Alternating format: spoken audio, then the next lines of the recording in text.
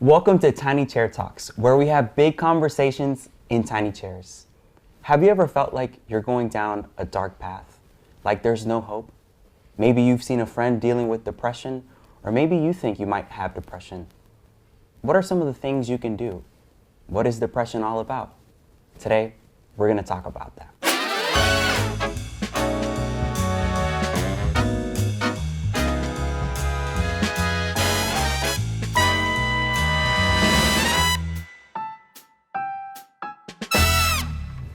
Today, we have with us a very special guest, Dr. Matthew Tolbert. How are you? I'm good. Good to see you, man. You too. Thank you. Tell us a little bit about yourself and what you do.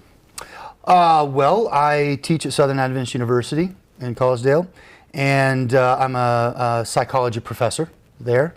And so a lot of what I do is teaching those classes and working with students to kind of help them through their academics, but also sometimes challenging situations that might arise. And that's pretty much what I play a little disc golf, and I hang out with my family from time to time. But, I love that. And I took one of your classes, which was awesome. Yeah, Thanks. we had a good time. Yeah. That was right after you had some illness and everything. That's right. And you were back at it. So yeah, maybe we'll talk a little bit about that too with today's topic. Okay. So, what is depression? Well, depression is often used as kind of like a synonym to sadness, which I don't really think it is. And actually, when we look at it from a psychological perspective, we see depression as being an issue that's related to the brain and how the brain functions. So depression really refers to what is called major depressive disorder, which is a clinical disorder of someone who experiences some major symptoms as it relates to what we would call sadness, but it's more severe than just feeling sad. Right? Yeah. So it's things like a lack of concentration due to this sadness, or feelings of hopelessness and worthlessness that someone might experience, a loss of interest in things that we used to enjoy doing.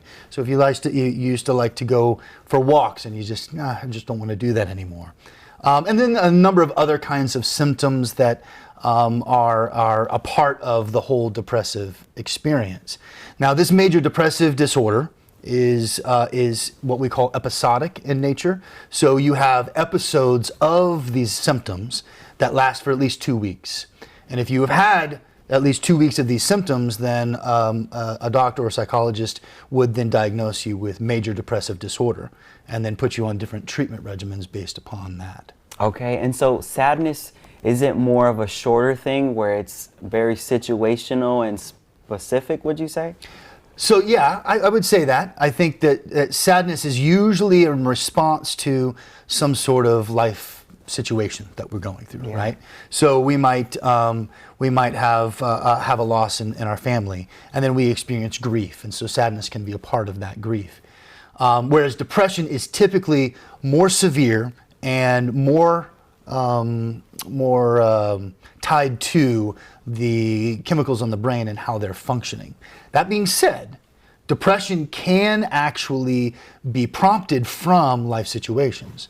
So we might go through a traumatic experience or the loss of a loved one, and then based upon that, we feel sad, we go through grief, but that, if it doesn't recover well, could lead to experiencing full-on depression. Yeah, I've heard people say to a person who is dealing with depression, can't you just get over it?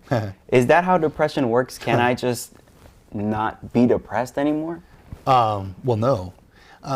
Basically, a definition of any kind of psychological mental illness or psychological disorder is that we don't have control over our mood or our feelings. That's one of the problems. If we could control it, then we wouldn't feel that way anymore. But when we are experiencing this, it's out of our control, which is why seeking assistance, help, and treatment from professionals is usually a good way to go. Yeah. Is depression any different today than it was some time ago? Thinking about events like COVID-19 or different worldwide events that have happened in the past. Does that alter what depression looks like around people's lives now than it did a few years back? So I would say the symptomology is no different. but what might prompt the symptoms is certainly different. And then different circumstances. We've had an increase between the years 1999 and 2019. We had an increase of diagnosable depression by over 35%. So that's 20 years of depression increase.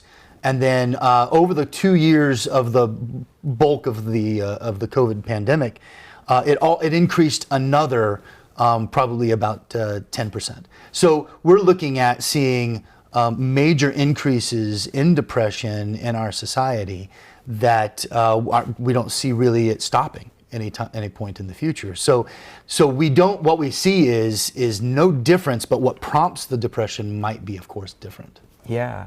And how can someone deal with depression? I mean, if they're noticing that they have symptoms, what's something they should do? Well, that's really hard to say. Like, when you're going through an experience of depression, it's not like you really know what's going on. You feel bad.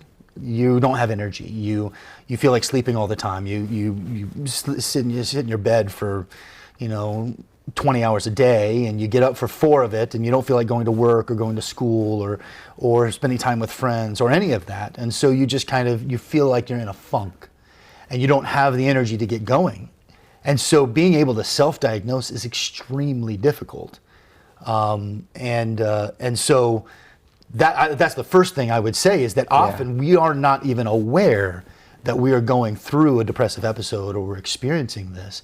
So then it often means that we need others to kind of bring this to our awareness, right? So somebody says, "Hey man, you're not been yourself. You don't look as good. You haven't been engaging. You've kind of disappeared. What's going on? Maybe you should go talk to someone." And that might be the thing that prompts us, whether it be family or friends or even coworkers that might be able to do that for us. And so it's usually that way that kind of prompts us to go to seek out help. Yeah. That being said, what anyone might be able to do is, a lot of people try to suffer alone, right? And we feel bad and we think, well, maybe I deserve to feel bad because of what happened in my life, or I feel bad because something happened, I had a traumatic experience, or I had a loss, and this makes sense and I should feel this way. And so in some ways we kind of feel entitled to feel awful, and we then wallow in that feeling, and that is dangerous because that can lead to other kinds of experiences, loss of friendships, loss of jobs, or even worse. And so it's vital that treatment be found, but it's just difficult for someone who's going through it to know what to do and how to focus. So it's better, I guess, what I would say, for us to know what it looks like in someone else so that we can then interact with them and maybe catch it early and say, hey, let's help this person. Yeah. Now, I'm wondering, what does depression look like for someone who is a Christian? Could it be that for someone who is spiritual, depression may exist in a different way? Or does it not ever happen to someone who is Christian? What's your thought on that? My thought is that it absolutely happens to everyone. Just because you're Christian does not mean it's not going to happen. So the experience, again, might be prompted by different things, right? And in the past, our church has been, I say our church, Christians in general, have been hesitant to seek out treatment for this. And I know on Southern's campus, in the last 5 years, we have seen over 1,000% increase in those seeking mental health treatment through our counseling center. That is a lot. Yeah. That is a whole lot. Now, 2 things are going on there. One, there is obviously a lot more mental health issues that young people are dealing with right now. That's first. 2, they're seeking out help. They're seeking out treatment. So this is a good thing, even though it's kind of a bad thing. And so I think what what we need as Christians is to normalize the fact that just because we're Christian does not necessarily protect us from the fact that we also go through tough situations. The Bible never promises that we're not going to go through tough situations. It actually says we probably will. So that's just what the Lord is there for, to help us through those kinds of things. But often what the Lord does is send people that can help us through those things. And we should seek out those counselors, those people who are there to support us, there to help us, and who know what to do to help you through this experience.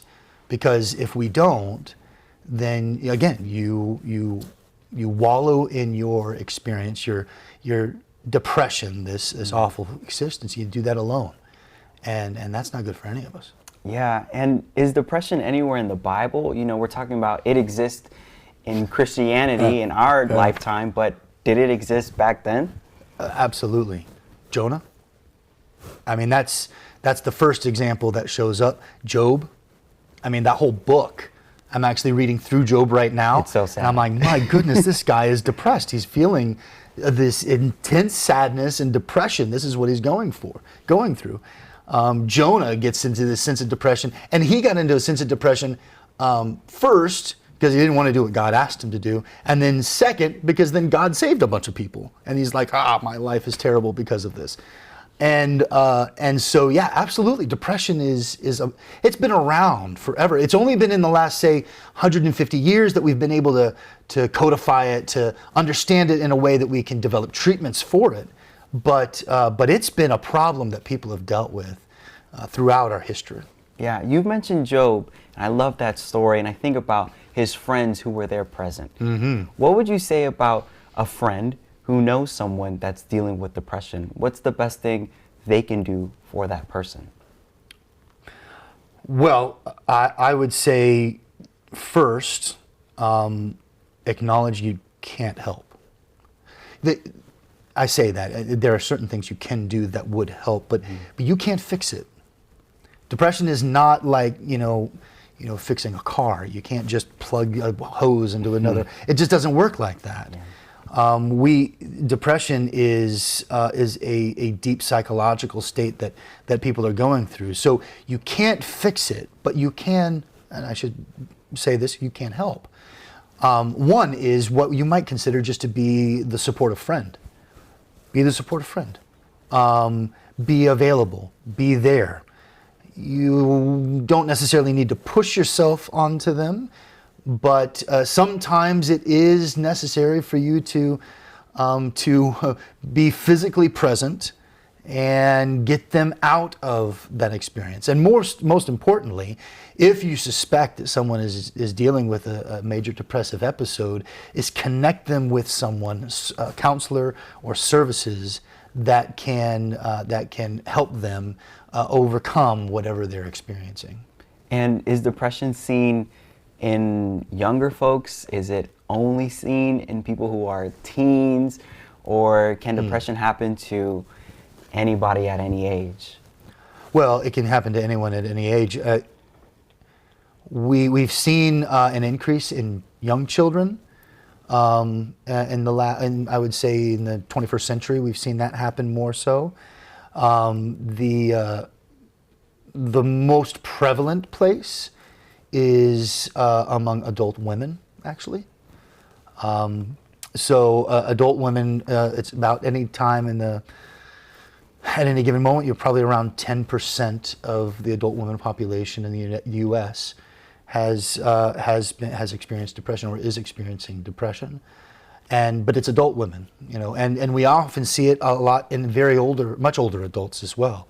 So yeah, it's just not something that age. Depression doesn't care how old you are.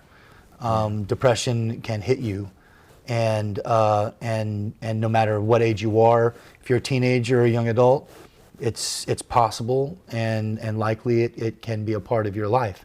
And so recognizing these symptoms in other people and staying connected to a community that can support you, those are key things to prevent depression from overtaking you.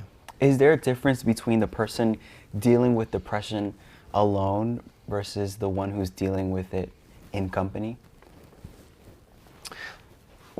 So that's an interesting question because, I mean, obviously there is. But we tend to, when we get into these moments, we tend to be alone. We kind of push ourselves to be alone. We reject outside help. I'm at the university, and students will just stop showing up to class. And I'm as a professor, I go and I might make contact with them and say, hey, what's going on? Where are you? How's this happening? And if I get a response, great. If I don't, great. And so I usually see a drop in attendance at classes, and grades start to drop and that sort of thing. And so then it's a matter of reaching out. But there is actually some interesting research that says when we get into times of stress, times of anxiety, which is very closely connected to depression, and times of depression, that staying connected with others actually benefits us in more ways than just, it actually helps to prevent depression to some ways. For instance, there was a study done, individuals who were experiencing awful traumatic experiences, and by staying connected and actually serving other people, like being a part of service to others, they saw increase in dopamine levels, serotonin levels, and oxytocin levels, which are all components of emotional growth and health, and that they were better able to handle those kinds of experiences when they were connected to others as opposed to when they were not. So absolutely, and if you really think about it, we were designed and created for relationship with others. Yeah. I mean, this is what God said, right? It's not good for man to be alone. I'm going to create somebody to do what? To help that person. So we are created for the purpose of helping one another, and so staying in a community that is helpful, I guess, if you want to use that, but is supportive in that way, will actually help to prevent depression from overtaking us. Yeah, that reminds me a lot of when I was in the hospital. You mentioned it, and I experienced depression. I didn't feel like doing anything with my life. I didn't really care anymore. But when I realized that there was company around me, things started to change. For a while, I didn't realize there was people there, but even the presence of a nurse who showed their care for me started to change my thoughts about my situation. Yeah, so company really makes a difference. Absolutely. Yeah. Absolutely. And how about medications? You know, I think there's a stigma behind it, maybe with some generations more than others. Should someone take medications? Is it worth considering? So I will say first off that any kind of discussion over whether or not someone should take medication should be done with a physician. I can talk about the research, and some of the research suggests that depression, for severe depression, severe major depressive disorder, medication, antidepressants and things like that are helpful. They help to kind of lift you out so that then you can work with a therapist, for instance, or other kinds of things that will help to bring you all the way out. So, because in severe depression, you're faced with potential suicidal ideation or harmful behaviors, self-harming behaviors. And so we want to keep that from happening. And so for severe depression, antidepressants can keep that away, can keep you up high enough so that you're not dealing with that kind of ideation, that kind of thinking. But we have seen research that shows that for moderate bouts of depression or even mild bouts of depression, which for moderate depression you still might want to seek out a counselor or some help for this, that antidepressants are not necessarily any better than a counselor. And actually, this kind of hit in 2010 and has been growing over the course of the last however many years, that there are some governments that actually chose to train therapists in therapy rather than medication management. Wow. So that more people were driven to connect with another person rather than select medication. So I want to be very clear. Medication is helpful for lifting people out of severe depression, but it may not be helpful for moderate or mild depression, and that's when seeking out a counselor or a therapist is going to be more beneficial. We can also see changes in depression by changing our lifestyle. Sometimes it's a situational thing. You talk about your experience. When I was 18, I was going to Walla Walla, and I experienced depression for my first semester there at Walla Walla. And I essentially stopped going to classes. I didn't hang out with my friends nearly as much. There were some things that I did. I wouldn't say I was severe. I didn't have suicidal ideation, but I did have some moderate depression. And at Christmas time, I went home, and my parents were attuned to this, or they were at least attuned to me. Yeah. And before we were supposed to go back after Christmas break, my dad came down and said, "So, are you excited to go back to school? Back to college?" And I said, "Nah, not really." Which was new for me because I love school. I mean, I'm still in school, right? Yeah. So it was really weird for me. 30 minutes later, he and my mom came down and said, "Hey, if you don't want to go back, then you don't have to go back, you can stay." Wow. And they were very kind in that moment, and I decided not to go back. And that change in my lifestyle, my experience, lifted me out of depression. Within a month, I was back to feeling myself, got a job, and eventually came down to Southern and did not experience depression at Southern. So wow. I blame Walla Walla. Wow, so I love that your parents made a difference for you. What would you say to parents who might be watching right now who see their children dealing with depression? I have a lot to say, but I will try to condense it. I think the one thing that as parents, we get caught up in where our children are going, the plans for the future, making the name for themselves, especially once they get to college. Then they're like, okay, you're getting a degree, they'll get you a career and then a job. And then once you get after that, are you going to get married? Are you going to have children? Parents are really, really focused on the things that their kids will do. Accomplishments. Right, accomplishments. But maybe not so much on how they are or who they are in the moment. And so what I would recommend parents do is pause and be present with their child now to say, okay, how are things going? Tell me about you. Tell me about who you are. What's your experience like? What thrills you and doesn't thrill you? Without the agenda of, yeah, but you're going to get good grades, right? Yeah, but you're going to get married, right? I mean, without all of that, but say, okay, just tell me what you're like, what your life is like, and be present in that moment. And connecting in that way, I think, creates, one, a relationship that child will cherish much more than whether or not I'm going to do the things that my parents want me to do. And two, will create a bond and a sense of community between those two individuals that can help prevent any kind of situation. Or if a child is starting to slip into depression, the parent then will be attuned enough to what's going on with that child to recognize it and be able to step in and say, hey, I know you and this is not you. Let's talk about this, figure out what we can do to help you in this moment. Wow, that's really powerful. You know, I'm thinking about a parent who has approached me and told me that their child was depressed and that parent felt guilty. They put all the blame on themselves. How does guilt tie into the topic of depression? I think guilt, well, that's a big loaded question. I think guilt for parents is probably based on a lack of understanding of depression. Because depression is not necessarily based upon how we raise our children.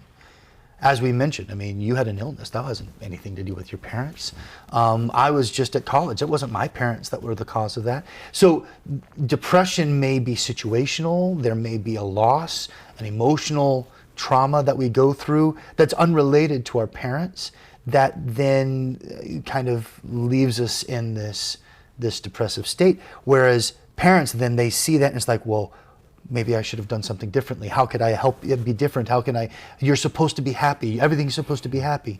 And so then I think parents feel guilty when they just don't understand what depression is.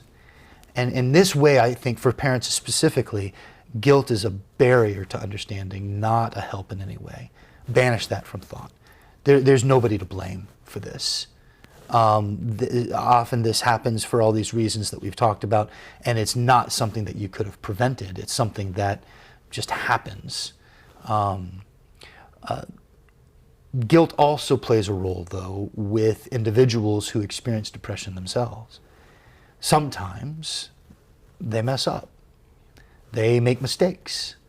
And in those mistakes, they feel guilty, and that then drives them to feel what some famous cognitive psychologists would say a downward spiral thinking or negative thinking errors. And when you start to think negatively about yourself, then that prompts, depressive thoughts, depressive feelings, and then can lead you into a depressive mood state. So one of the things that I would recommend for someone who is feeling guilty that might then head into a depressive state would be to recognize the forgiveness that God offers. We make mistakes and we mess up, and Jesus said, yeah, and I got you. I died so that these mistakes are not going to count against you. That I am offering you my grace, and that's what forgiveness does. And so that then allows us to forgive ourselves, which is so very important in the Great Grand. If we understand our own forgiveness and we have that experience, then we can then forgive ourselves for how we may have messed up. Now, we may not still receive forgiveness from the people that we offended or that we hurt, not in the moment, but we can at least recognize that guilt is not something that we need to be feeling in this moment. Wow, that's really powerful. I really appreciate that. Is there hope? Is there a light at the end of the tunnel for someone who has depression, who wants to overcome it? Always. One of the key characteristics or symptoms of depression is hopelessness. Hopelessness is that's like the catalyst to all the bad stuff. Feelings self-harm, feelings or suicidal ideation. The hopelessness is there. And so the first and most important thing for anyone to do in any given moment is, if a person appears to feel hopeless, is to somehow let them recognize that there is hope. And it's not just the great hope that we see in Jesus Christ, but it's also hope that, before we meet him, we have this time that we can still live, we can still thrive, we can still grow, we can still change in the ways that we want to change, and that we don't need to feel as if life is hopeless. Now, I say that as if it's easy to do. It's not easy to do. The feelings of hopelessness, this is something that therapists, they struggle with. And I was a therapist for a number of years, and can I tell a short story? Yeah, Do I have please. time to tell a short story? So I was working with a client, and she was feeling depressed. She was probably moderate depression, and to the point that she wasn't speaking at all. She did enough to get there so that we would interact, but then I would talk to her and ask her questions, and she would give me one-word answers, if anything. And so I didn't know what to do. And in this moment, she needed to have some hope, and I didn't know how to do it. And I remembered something that a former professor had told me, is that he had told a self-help, there was a self-help kind of activity, behavior that is done. Have the person look at themselves in the mirror and say out loud, I'm a good person, I'm a smart person, and I am loved. And it's so cheesy. It's so cheesy, but have them do that. That kind of saying it out loud, hearing it through your ears while you're looking at yourself in the eye, there's something that transforms for you. And so I did that. I told her to do that, I should say. Yeah. And she was resistant, but she eventually said, okay. The very next week, The very next week, she came in and I couldn't get her to shut up. She was talking and it was great. No She was, way. oh, I went on this trip with my mom. We went shopping. I had so much fun. I mean, it was night and day. And I paused her long enough to say, hey, did you do the thing that I told you in the mirror? And she, oh yeah, I did that. Except for one day, but I did it. And then she just kept going. I was like, my professor was so right. And it's something that says that once you say out loud, yes, there is hope, that I am loved, that I have a family that loves me, I have a God that loves me, that saying it helps you to believe it. And when you believe it, it lifts. Now, she wasn't cured, of course, but it lifts. And there's just little techniques that you can do to kind of help. But it takes a long time to get to a person to that point if they are really deep into that depressive experience. That's amazing. Thank you so much for sharing. Thank you so much, Dr. Tolbert, for giving us your time. Yeah. And now we'll share to you, there is hope for your situation. Maybe you're dealing with depression. Maybe there's a friend in your life dealing with it. There is hope at the end of that tunnel. We thank you so much for joining Tiny Chair Talks, where we have big conversations in tiny chairs. Join us again.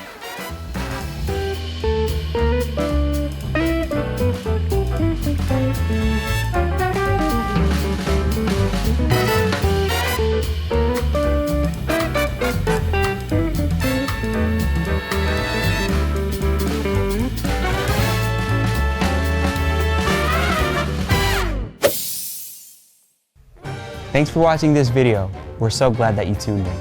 If you want to check out some more content, check out either one of these two videos.